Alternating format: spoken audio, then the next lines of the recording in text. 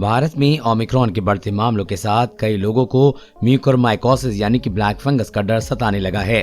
पिछले साल दूसरी लहर के दौरान ये दुर्लभ इन्फेक्शन कोरोना के बाद कई मरीजों की मौत का कारण बना था।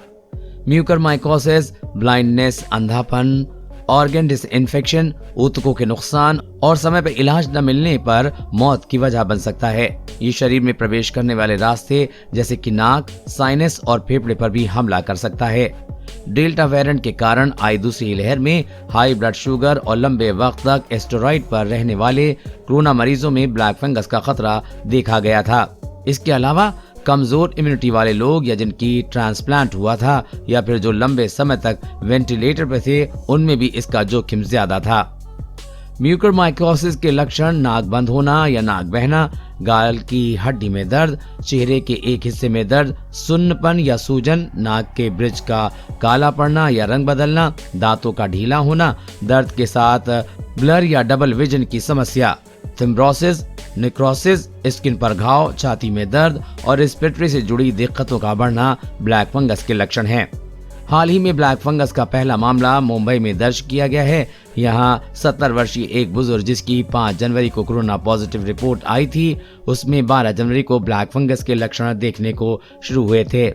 इसके बाद मरीज को सेंट्रल मुंबई के वॉकहार्ट अस्पताल में एडमिट किया गया, जहाँ उसका इलाज चल रहा है।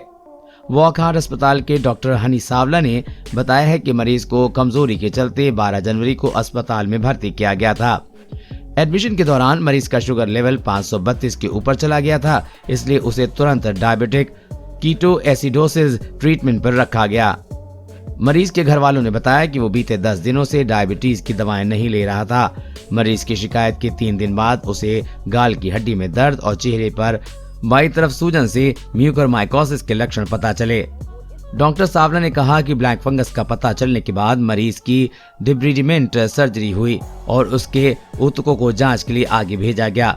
मरीज की हालत अब पहले से ठीक है और फिलहाल उसे इंट्रानर्वस एंटीफंगल पर रखा गया है। भविष्य में भी उसे कई तरह की जांच सर्जरी के लिए भेजा जाएगा। म्यूकोरमाइकोसिस का खतरा फिलहाल बहुत बड़े पैमाने पर नहीं देखा गया है। इस पोस्ट कोविड डिजीज को लेकर कई एक्सपर्ट ने अपनी राय दी है।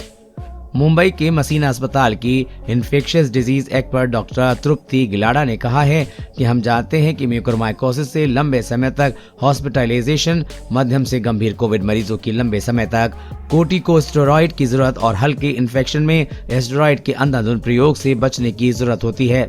हालांकि बताना अभी बहुत जल्दबाजी होगा कि मौजूदा लहर में हम ब्लैक फंगस के मामले बढ़ते देखेंगे या नहीं। डॉक्टर गिलाडा ने कहा है कि हमें उम्मीद है कि तीसरी लहर में म्यूकोरमाइकोसिस के मामले बहुत थोड़े होंगे, क्योंकि ऊपर बताए गए तमाम कारक ओमिक्रॉन के साथ बहुत कम हैं।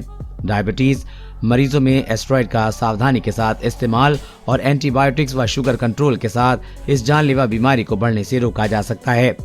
फरीदाबाद के अमेरी हेल्थ एशियन हॉस्पिटल में कंसल्टेंट फिजिशियन और infectious disease specialist doctor Charudatt Arora ने कहा कि ओमिक्रॉन से संक्रमित मरीजों में म्यूकोरमाइकोसिस के मामले नहीं बढ़ रहे हैं। इसके अधिकांश मरीज हल्के से मध्यम लक्षण वाले ही होते हैं और इसमें इलाज के दौरान इम्यूनोमॉड्यूलेटर जैसे कि स्टेरॉइड या हाई फ्लो ऑक्सीजन सपोर्ट की जरूरत नहीं पड़ती है।